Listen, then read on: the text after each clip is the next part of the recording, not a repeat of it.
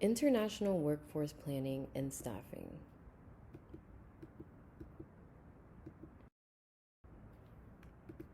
The objectives are to describe the process of international workforce forecasting and its challenges, explain the choices available to MNEs for staffing their operations involving the different types of international employees that MNEs can draw on to staff their operations in the global marketplace, as well as describe the significance of the different staffing opportunities and the diverse types of employees for the MNE. International workforce planning. The overall goal of workforce planning is to estimate employment needs of the MNE and cultivate plans for meeting those needs. Workforce refers to an enterprise's employees. Labor force refers to the pool of potential. International workforce planning continued.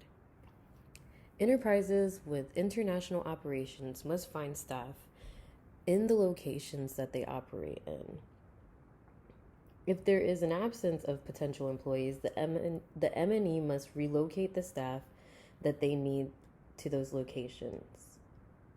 They must next learn to recruit and hire in multiple locations and cultures and utilize staff where it makes more sense for the MNE. HR professionals are expected to provide information about the sufficiency of their local labor markets before their firm's decisions about where to find their international operations and whether to participate in any cross-border acquisitions, alliances, or joint ventures. HR is tasked with establishing the timely staffing of the new or existing operations. The acquirement and deployment of talent is essential in international HR.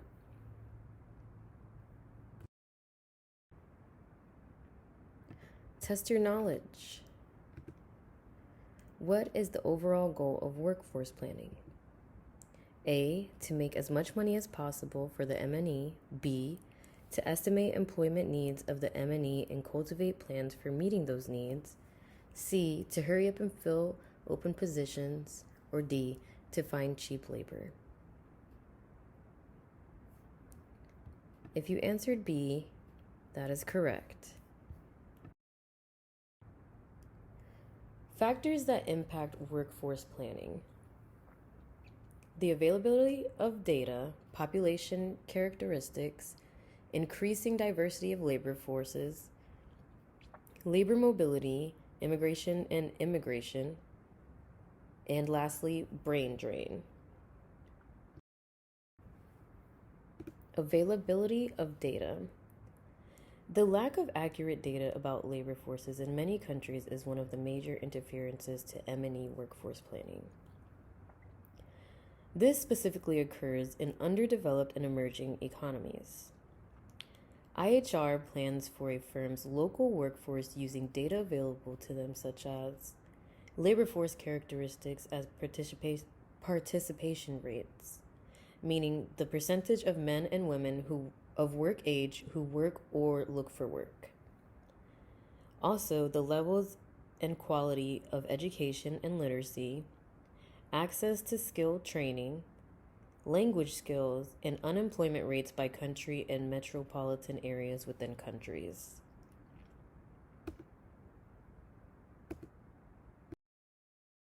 Population characteristics, shortages, and surpluses.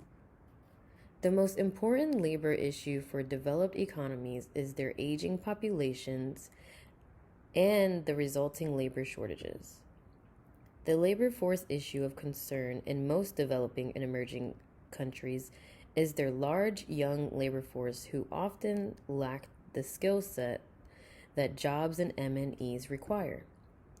Countries such as Japan, Germany, and the UK have a large percentage of their population aged over 60. Countries such as India, Mexico, and South Africa have a small percentage of their population aged over 60, with higher percentages of their populations under 25.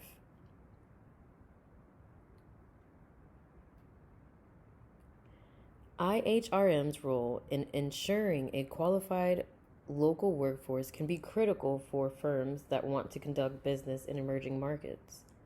It is the responsibility of IHRM to anticipate labor problems and to provide information to senior executives on the costs of dealing with or choosing not to deal with these kinds of such critical issues. Increasing diversity of labor forces.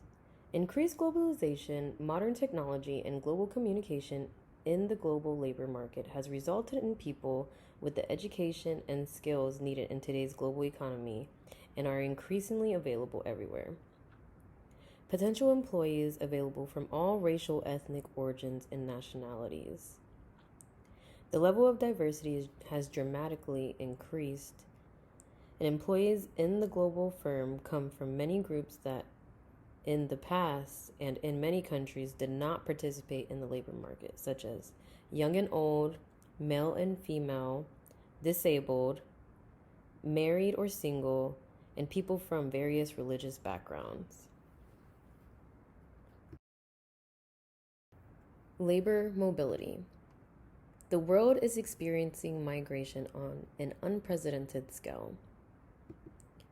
Immigration, the act of leaving one's country to settle permanently in another. Immigration is moving into a non-native country or region to live. Migration can be voluntary or forced. It can also be legal or considered illegal. It can also be planned and purposeful or unplanned without direction. Either way, migration is creating mobility of workers in large numbers that formal and informal immigration must be taken into consideration as MNEs evaluate their options for developing their global workforce. Some examples are the Philippines purposefully manages a workforce to work in other countries each year. Mexico loses many workers with unofficial migration to their neighbors. Estonia, Romania, and Poland lose many workers legitimately to other countries in the European Union because of the 1957 treaty. This allows people to seek the best possible workforce options. It allows and facilitates movement of workers between countries in the EU, so that eventually levels of wages and benefits across the member states so that not one country gains advantages or disadvantages because of differences in wages or in the government practices between countries. Brain drain and job exporting. Brain drain is when educated and skilled citizens leave for jobs with better pay in developed countries. Developing countries consider it wrong for firms from the rich countries to recruit and relocate their citizens after the major resources that they have been expending on educating and training their citizens. They feel they need these human resources for the development of their own economies. An alternative to brain drain is to export the work and jobs from the developed economies to developing countries through subsidiaries, joint ventures, outsourcing, and offshoring. Both countries benefit. The firm gets top talent from in a period and location of labor shortage in their home country and at a lower cost. The developing country gets to hold on to its top talent and get jobs and incomes from the MNE. And here is a video, an example of brain drain.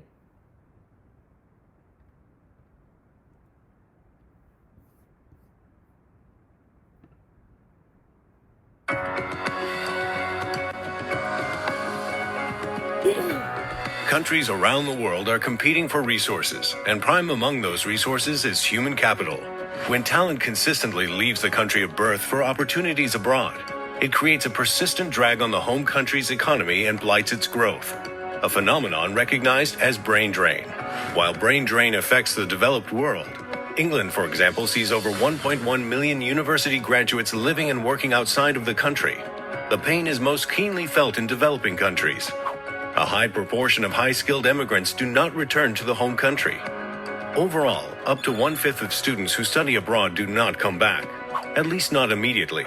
And there is evidence that those who go for their master's and PhD are least likely to return. An estimated 70% of Chinese students who study overseas never return to their homeland, and around half of African inventors live outside their home country. Due to brain drain, talent becomes scarce, more expensive, and hard to retain. And companies begin chasing few qualified individuals, triggering the cost of talent to become exorbitantly high. One temptation in handling the immigration of those educated out of the country might be to pull back on education initiatives, which could have negative side effects. Migration has been one of the major contributors to the development of the most talent-ready countries such as Singapore, Switzerland, and Canada. Also, the possibility of earning higher income encourages people to take education more seriously and to aspire for higher education. Furthermore, immigration of those who enter the talent pool has been found to stimulate the development of human capital. And if they do return home, they bring back useful skills and professional networks back with them. So instead of pulling back, success stories in dealing with brain drain are more attributed to factors beyond the realm of migration policy, such as strong economic growth and relative political stability. Taiwan managed to lure back immigrants from Silicon Valley and build a thriving electronics and technology industry through other tactics. First, actively networking with the Taiwanese diaspora to promote their return. Second, subsidizing vocational rather than advanced education so that returnees would find a ready labor force, who in turn would benefit from their initiatives. And third, the creation of science parks that replicated the Silicon Valley environment and lifestyle that the returnees were used to. The best policies for encouraging brain circulation and investment from the diaspora is creating business-friendly policies that encourage entrepreneurship.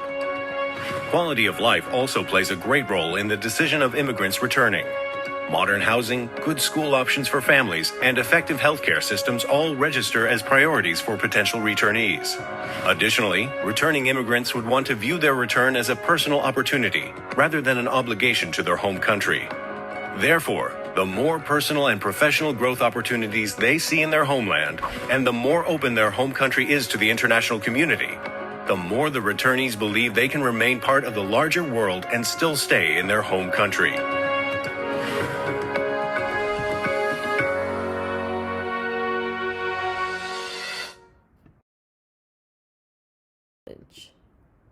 How many factors impact international workforce planning? Is it A, 5, B, 3, C, 4, or D, 2? If you answered 5, you are correct. International staffing approaches.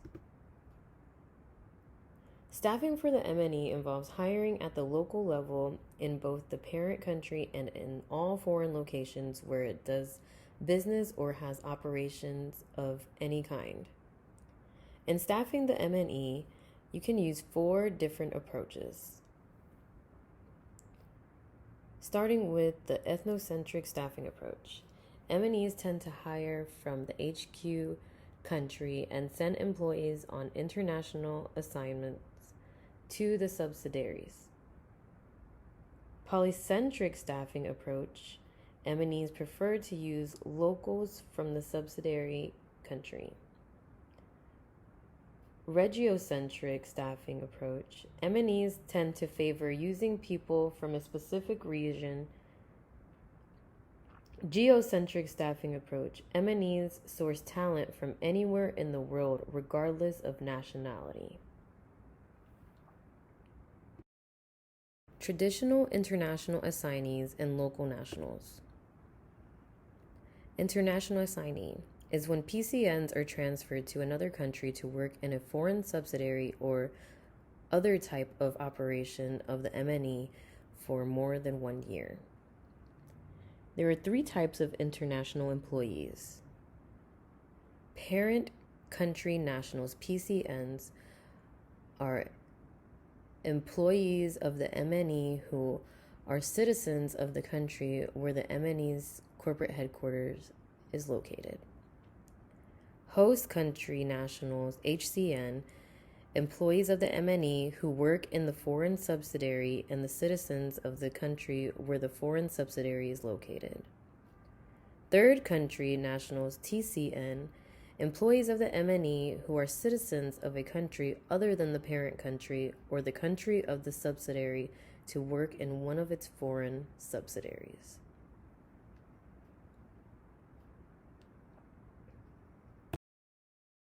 Traditional international assignees and local nationals.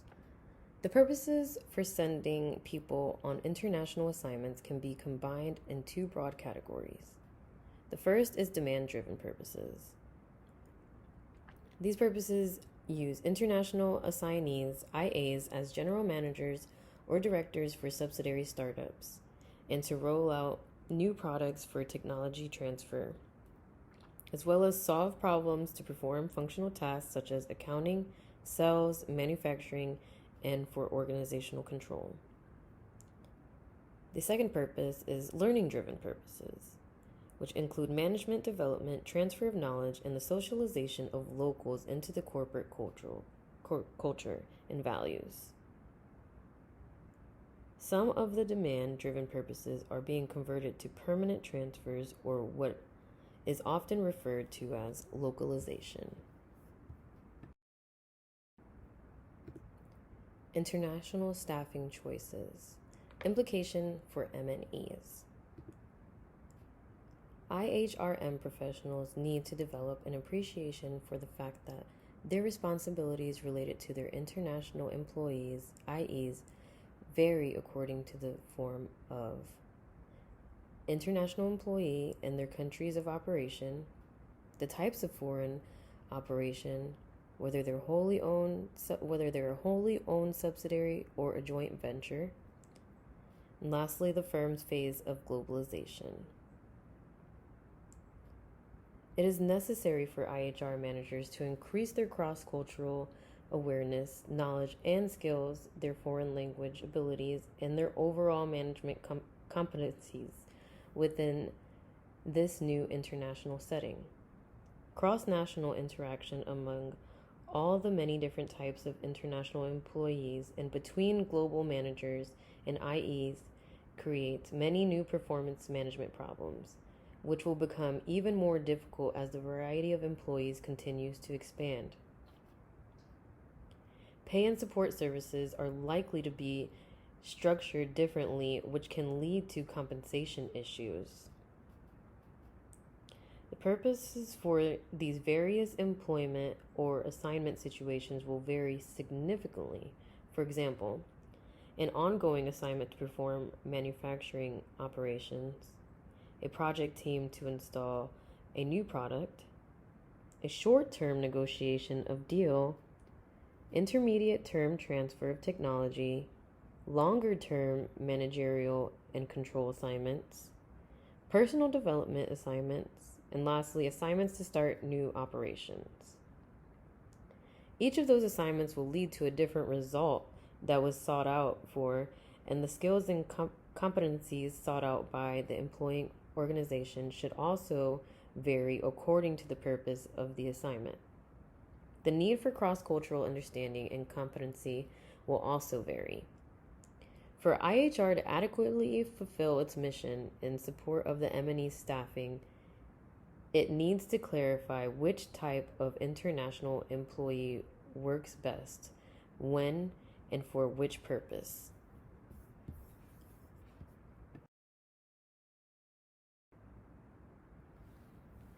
Conclusion. It is crucial for MNEs to ensure the right person is employed at the right place and at the right time. IHR staff have the responsibility of planning, managing, and staffing for a global workforce.